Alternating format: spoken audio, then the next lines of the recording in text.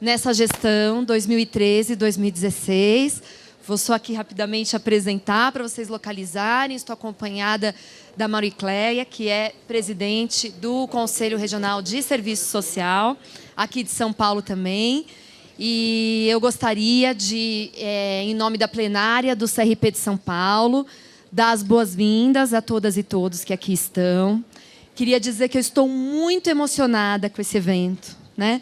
Acho que é muito bacana, muito bonito, muito tocante, em tempos tão difíceis, a gente poder, desse jeito, comemorar 26 anos do nosso Estatuto das Crianças e dos Adolescentes. Nós vimos, ao longo desse ano, como CRP São Paulo, realizando uma campanha de 25 anos do ECA, que, para nós, representou algo muito importante, pela implicação histórica que a psicologia tem tido com a defesa do ECA, com a defesa dos direitos da criança e adolescente, com a defesa da vida digna, né, da possibilidade de uma vida digna, de uma vida plena a todos e, portanto, da proteção e dos direitos das crianças e dos adolescentes. E, ao longo desse ano, desde julho do ano passado, nós realizamos 25 rodas de conversa, né, em todo o estado de São Paulo, em relação aos mais diversos temas aí relativos ao campo da infância. E essas rodas garantiram um método que primou pelo debate com a categoria, né, pensando aí no modo como a psicologia contribui com a construção de um sistema de garantia desses direitos, primou pelo debate e pelo diálogo com as próprias crianças e adolescentes, respeitando a voz e o protagonismo desses sujeitos, reconhecendo-os como sujeitos de direitos, e primou pelo diálogo com a sociedade, né? Pelo diálogo com os vários atores que dialogam, que estão implicados com esse campo. E é muito bacana a gente poder hoje, um ano depois, encerrar essa campanha, entregando aí os vários produtos dela, né? Tem aí um pouco das latas que marcaram alguns desses encontros. O primeiro dos nossos encontros, né, foi disparado aí pelo afeto na lata. Estão aí nos materiais de vocês os produtos da campanha, os adesivos, a bolsa, enfim, e alguns cartões de algumas dessas rodas que nós realizamos, né? Acho que nós deixamos esse material todo e queremos levá-lo ao mundo no sentido de afirmar o direito ao brincar como afirmação do direito à infância, do direito à adolescência, do direito aos direitos, né? A plena garantia de direitos das crianças e dos adolescentes. Então, é muito bacana a gente estar fechando junto agora esse ciclo e estamos fechando, trazendo como tema, especialmente para uma grande roda aqui de debate, que vai ser feita com muitas vozes, a questão da socioeducação.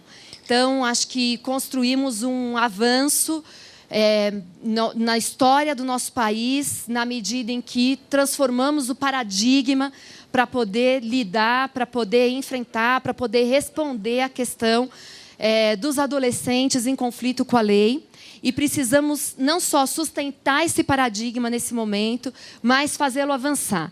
E fazer avançar é reconhecer os desafios que estão postos, as dificuldades que se colocam no campo, e pensar, então, como a gente caminha na construção de respostas, na construção de referências para seguir construindo essa política de garantia de direitos. Nós estamos, portanto, entregando como um dos produtos desse processo este caderno só um minutinho, dá licença, esse caderno de debates que sintetiza reflexões a partir das visitas institucionais à Fundação Casa, realizadas em parceria entre o CRP São Paulo e o CRES.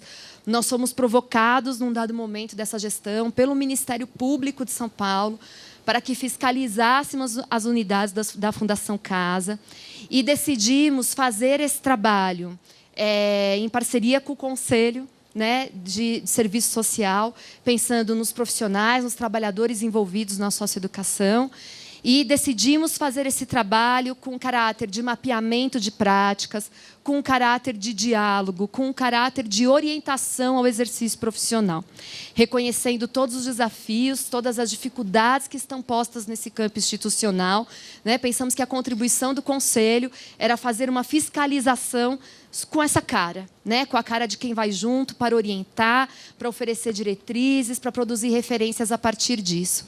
Então, esse caderno ele traz, num primeiro momento, um mapeamento do que foi encontrado nessas visitas, mas ele traz também reflexões sobre o fazer profissional, pensando em temas cruciais que atravessam esse campo, né, especialmente nesse momento. Então, a questão dos direitos humanos, a questão das drogas, a questão das incompletudes institucionais, né, que marcam essa política, que marcam essa rede, sobretudo no estado de São Paulo. E questões éticas e técnicas relativas ao exercício profissional, pensando em desafios para a atuação dos trabalhadores desse campo psicossocial, né, de intervenção, de atenção às crianças e aos adolescentes.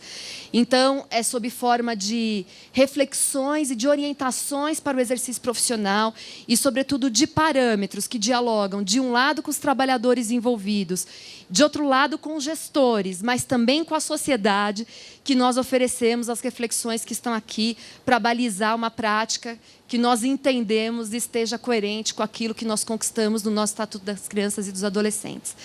Então, é um pouco disso tudo que nós estamos celebrando hoje e entregando com a perspectiva de que esse produto faça a gente caminhar, faça a gente dar continuidade a essa trajetória, porque fizemos muito, mas temos ainda muito a fazer, né? É preciso reconhecer as conquistas para olhar os desafios, né? É preciso reconhecer que nós avançamos, apesar de todas as condições adversas, para a gente poder seguir construindo, então, as diretrizes que devem nos orientar na construção dessas políticas.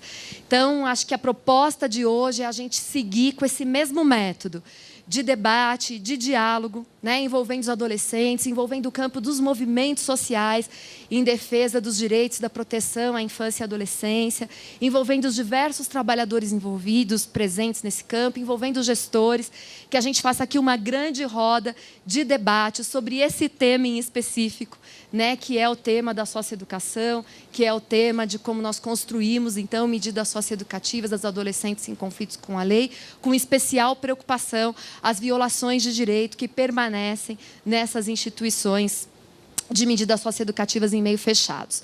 Então, muito boas-vindas. Nós vamos ter aqui alguns convidados que depois o pessoal vai apresentar, mas os convidados são todas vocês e todos vocês. A roda é tudo isso aqui, né? Pena que a gente não cabe em roda, mas vamos nos enxergar em roda e que nós sigamos assim, juntos, no afeto, com indignação, né? Porque precisamos sustentar a indignação e sustentar o afeto, sustentar a coerência, sustentar a qualidade técnica e ética do nosso trabalho para poder dar continuidade a essa luta. Acho que o que nos faz seguir fortes nessa luta é reconhecer que onde quer que nós estejamos, nós somos muitos. Então, nós estamos aqui nos vendo como muitos. Muito obrigada e vou passar, então, a palavra aos colegas do Serviço Social.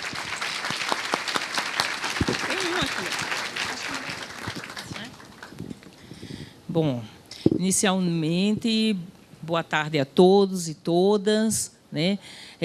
Gostaria de dizer que essa atividade, né, realizada em conjunto com o CRP, para a gente é uma atividade que já foi, a gente já tinha essa atividade aprovada desde 2014, né, nós fazemos visitas de prevenção. Então, assim, a Comissão de Orientação e Fiscalização do CREA São Paulo, né, durante já vários anos, já faz essas visitas, já realiza essas visitas de fiscalização preventiva. E, nesse sentido, né, a gente sempre também faz a devolutiva à categoria. Então, numa série de ações que a gente vem fazendo conjunto com o CRP, né, foi pensada mais essa atividade, né, que vai desde as visitas realizadas conjunta. Eu acho que depois a Patrícia, eu vou dividir um pouco a fala aqui com a Patrícia, que ela vai falar um pouco do nosso material, né, e depois também aqui vai estar a devolutiva. Mas eu preparei uma fala, e como todo mundo, uma parte aqui, né, nós estamos falando aqui para assistentes sociais e psicólogos, e uma parte dos assistentes sociais também já me conhece, sabe que às vezes a gente fala um pouco a mais do tempo, né? Então, a minha chefe está bem aqui do lado olhando, então eu resolvi que era interessante fazer aqui. Então, primeiro que o objetivo desse seminário, né, é reforçar uma luta permanente na defesa do ECA. Eu acho que a gente, além de reunir os profissionais, esses que fazem a defesa, né, do ECA, fazer também essa devolutiva. Então, nós aproveitamos esse momento para fazer exatamente, né, cumprir essa tarefa. Então, mas a gente não poderia falar, né, que deixar de frisar que, para a gente falar de crianças e adolescentes, né, nós temos que falar de uma criança e de um adolescente que tem sua infância, né, sua juventude roubada. Né, roubada no sentido, né, da retirada de direitos, né, dos ataques ao direito dessa juventude permanente, né, da morte dessa juventude. Então, nós não poderíamos estar aqui sem fazer essa defesa, sem lembrar quem é essa juventude. A sua grande maioria pertencente à classe trabalhadora, porque é na periferia onde as coisas mais acontecem, onde a juventude é morta, onde a gente não tem educação de qualidade, né? Haja lembrar recentemente as ocupações nas escolas, a luta dessa juventude, né, para não ter mudança nas escolas. E aí, assim, ter mudança não é nem garantir a qualidade, porque eles mostraram que poderia ser melhor. Né? Eu acho que isso é interessante a gente lembrar.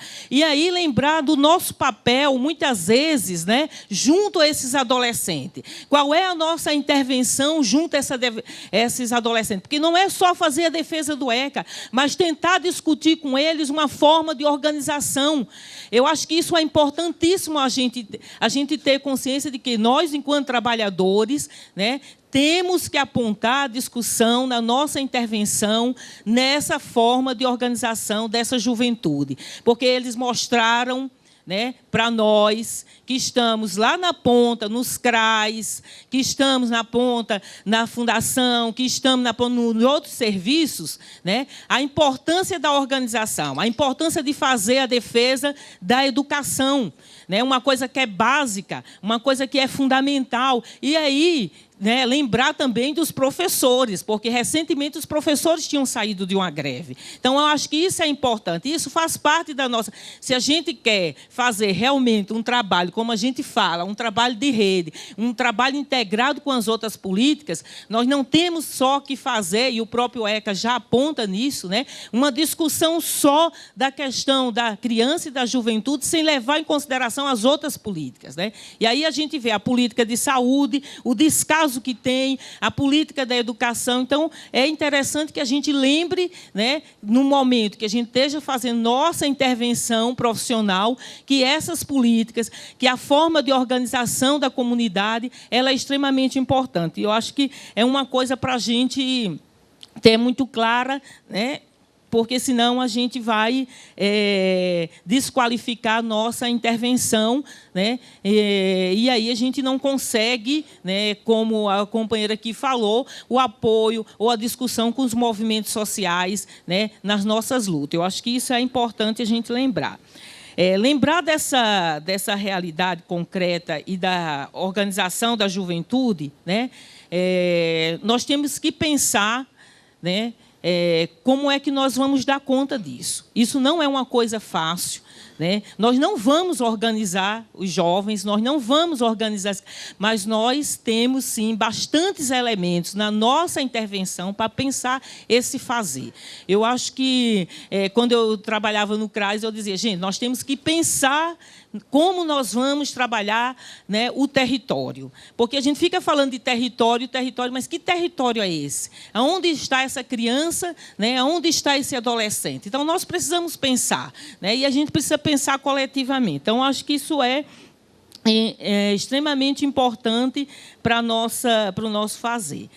E aí, né, fazer a defesa das políticas sociais, né, eu acho que nós já estamos, durante muito tempo, se a gente lembrar da Constituição, né, lembrar do artigo 6º, que fala da questão dos direitos sociais, nós sabemos que a grande maioria da população não tem acesso a esses direitos.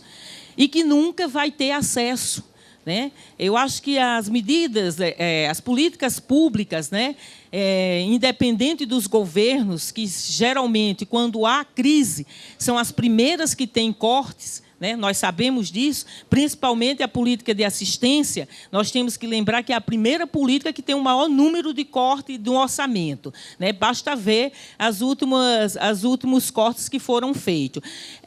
Nós podemos lutar por elas, né?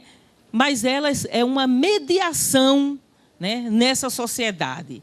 Nós temos que lembrar muito bem disso, porque, senão, né, no nosso fazer profissional, nós vamos nos angustiar. Né? Nós vamos nos angustiar, vamos adoecer, como a gente já tem um quadro de adoecimento na categoria, e isso é muito problemático. Nós temos que pensar que as políticas públicas, né, a defesa dela, tem que estar colada como uma mediação, como o direito a acesso a essas políticas, mas não como o final. O final é a organização da classe trabalhadora, na luta também por essas políticas e na luta por uma outra ordem societária, como está posto no nosso Código de Ética. Eu acho que é isso que a gente tem que lembrar. E aí, uma boa tarde para todos nós, né, com muito debate, com muita reflexão. E aí eu passaria a palavra agora para a Patrícia, porque ela tem uma contribuição aqui para dar.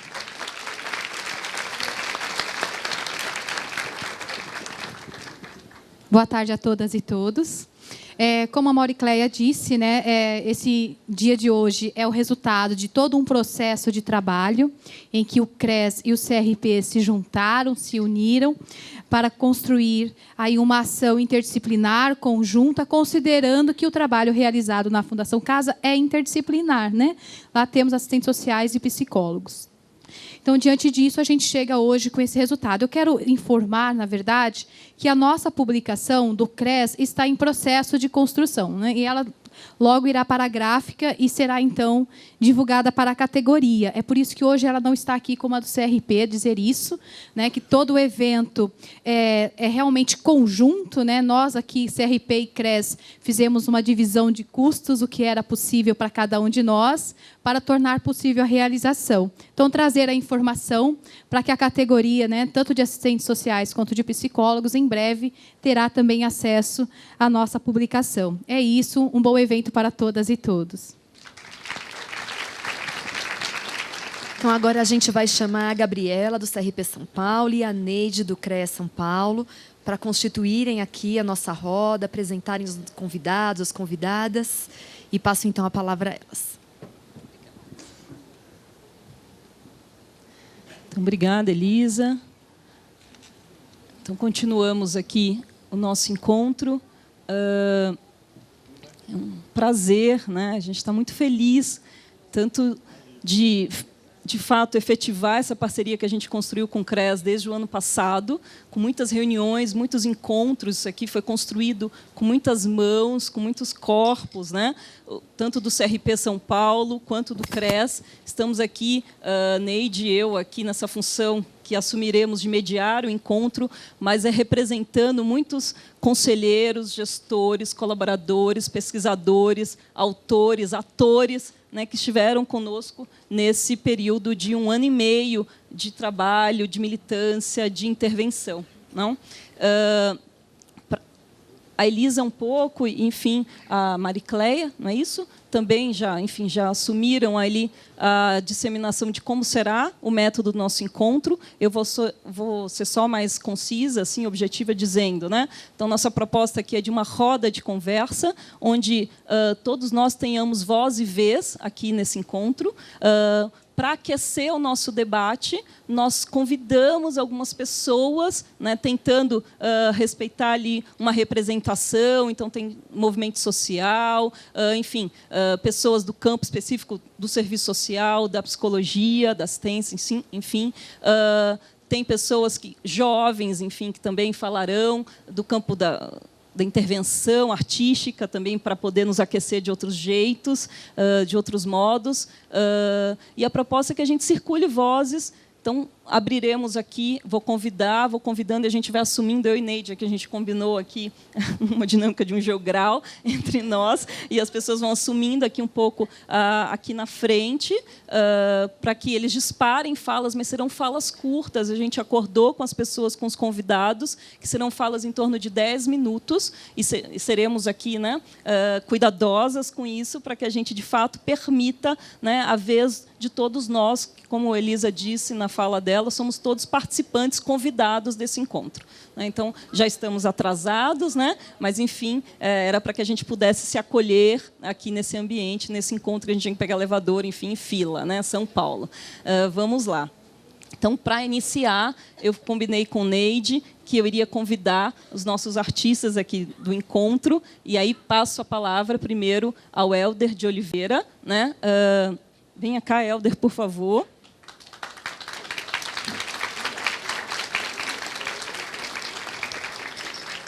Então, o Helder e o Fábio Silvestre também, né? Enfim, são parceiros ali num projeto que se chama Projeto Afeto na Lata. Vocês já viram que, enfim, o trabalho deles já está aqui na cena desde o início, todo mundo deve estar curioso, alguns já conheçam, outros não. Vou passar a fala para o próprio Helder, inicialmente, para que ele fale de si, fale do seu trabalho, dessa provocação. Ele esteve já conosco em outras rodas de divulgação dessa campanha do ECA, do CRP São Paulo. É claro, como bem posto pelo CRES, esse é um evento de parceria do CRES e do CRP. A gente está aqui só utilizando o método da campanha, mas é um evento, né, estadual do sistema socioeducativo. Mas, enfim, a gente tem aqui algumas estratégias para o diálogo que tem a ver com a campanha do ECA. Passo ao Helder. Obrigada, Helder, por ter vindo mais uma vez. Obrigado, Gabi. Boa tarde. Dizer que é um prazer enorme estar aqui com vocês, fazendo uma intervenção artística, mas, sobretudo, falar de afeto num tema que acho que é tão duro quanto pensar a violação de direito de crianças e adolescentes. Esse projeto Afeto na Lata, ele nasceu de uma amizade, de algo que afeta a mim e ao Fábio Silvestre, que é um companheiro de luta, um companheiro de trabalho, enfim, e tomou proporções que nós não esperávamos. E que bom que tomou essa proporção, que, na verdade, é pensar de como que o afeto pode circular e pode, sobretudo, fazer o enfrentamento de situações tão fortes que às vezes nos paralisam.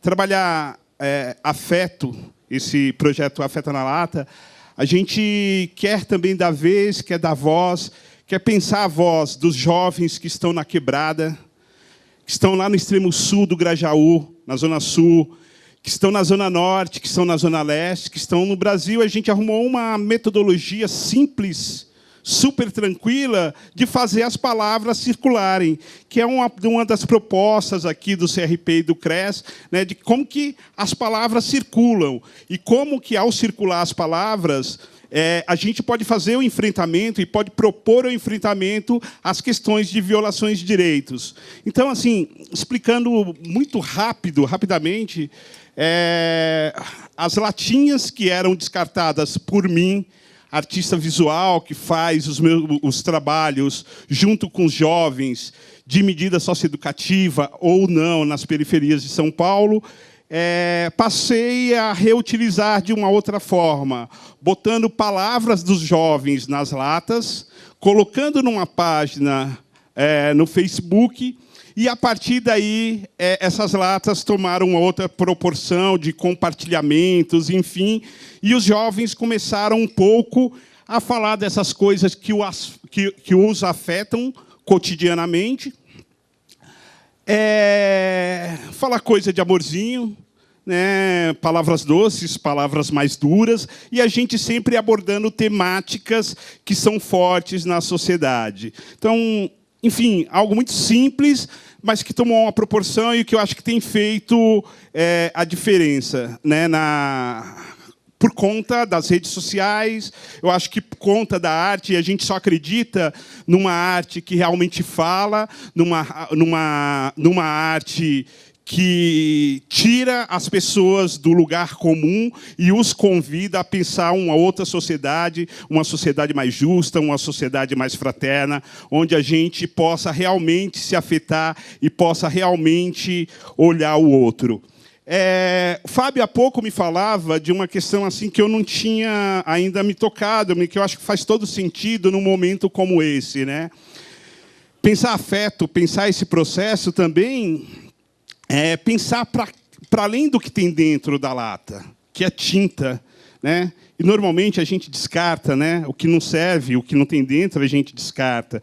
E como que a gente pode olhar para o outro para além, né? Não cristalizando, né? De que forma que a gente pode se reinventar? Eu acho que isto, sobretudo a gente que trabalha com medida socioeducativa, né? Como que a gente pode olhar para o outro na potência, entender que há uma possibilidade de reinventar. Eu acho que isso fica muito forte, e nesse evento a gente trouxe aqui algumas latas, né? Que a gente chama de afetos na lata, para circular aqui o afeto entre nós.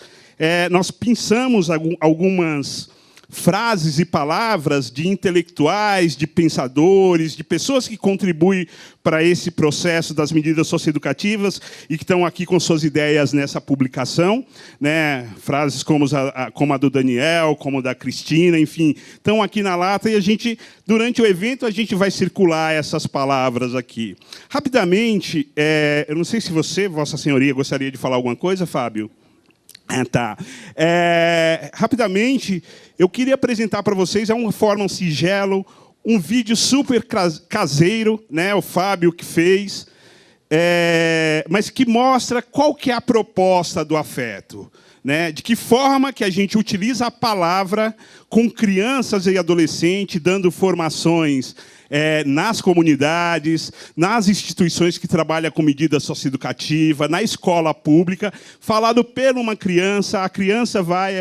enfim, a criança, meu filho, ele participa, tem um olhar para essa coisa da afetividade. A gente acredita que o educar, né, que pensar... Tem uma frase aqui, né? Enfim, que... cuidando, educando logo cedo, não precisar punir depois, né? Então, acho que essa é uma forma também de olhar, de ter um outro olhar para as medidas socioeducativas, de ter um outro olhar para o enfrentamento dessa realidade tão dura que nos aflige cotidianamente. Então, queria convidá-los a assistir um pouco um vídeo, é curtinho, 5 minutos, enfim, e logo depois eu estarei aqui pegando frases, né? Eu vou ali fazer um trabalho de uma intervenção, de fazer as latinhas na hora, e a gente vai circular uns afetos aqui, tá bom, gente?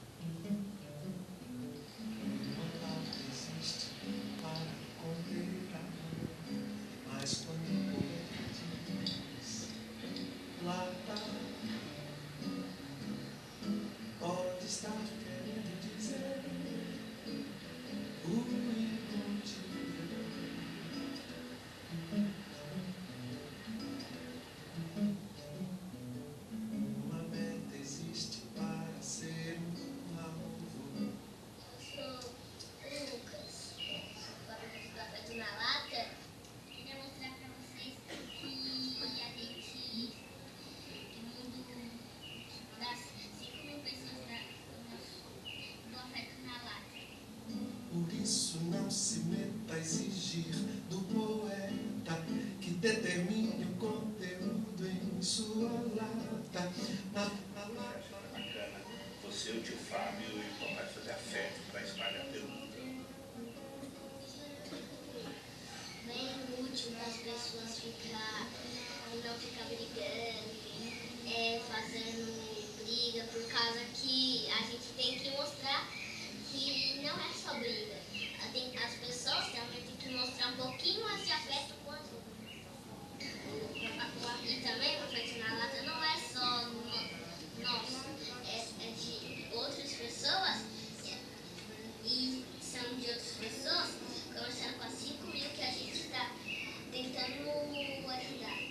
latinhas e para elas se inspirarem, não ficarem brigando. É um jeito melhor de reunir todo mundo na paz. Aí agora eu quero falar sobre 3